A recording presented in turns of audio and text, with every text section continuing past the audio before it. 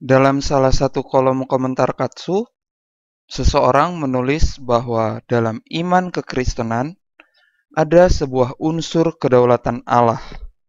Hal ini dijelaskan oleh orang tersebut tidak dapat dibantah dan dirubah oleh manusia. Harus Katsu akui dengan rendah hati bahwa hal ini 100% Katolik dan benar. Akan tetapi, pernyataan yang sama menggelitik batin Katsu. Kenapa?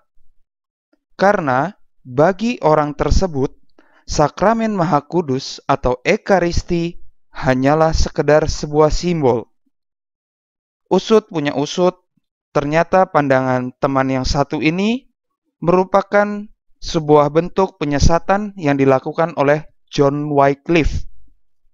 Dari keterangan sidang sesi ke-8 Konsili Konstans pada 4 Mei 1415, kita dapat mengetahui bahwa bagi Wycliffe, roti dan anggur dalam perayaan Ekaristi tidak ubahnya sebuah simbol.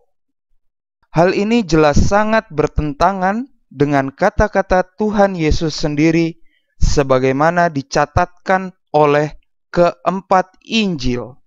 Para penginjil mencatatkan secara literal atau letterlock bahwa Tuhan kita Yesus sendiri mengatakan, "Inilah tubuhku, inilah darahku."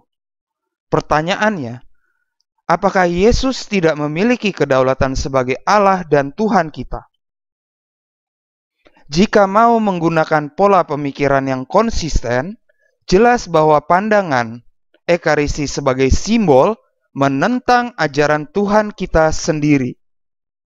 Maka menjadi pantas apabila dalam sidang Konsili Konstans, pandangan ini mendapatkan kutukan oleh para bapa konsili.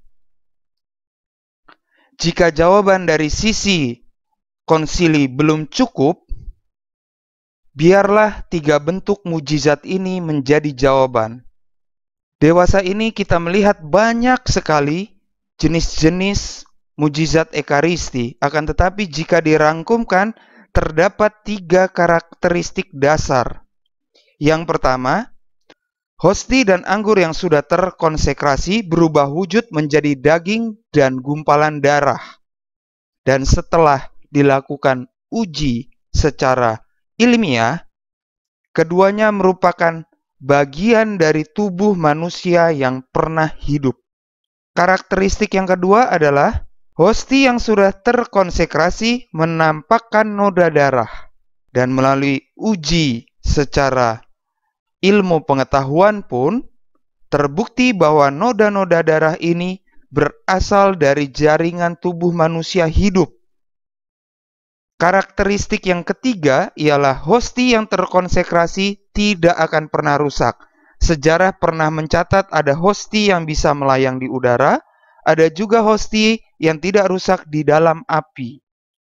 3 karakteristik dasar ini menjadi bentuk jawaban atau komunikasi Yesus yang ingin menegaskan kedaulatannya untuk hadir dan bertindak melalui perantaran para imam dalam perayaan Ekaristi. Jawaban langsung dari pihak ilahi ini, cukupkah membuat kalian bertobat, saudaraku Kristen non-Katolik?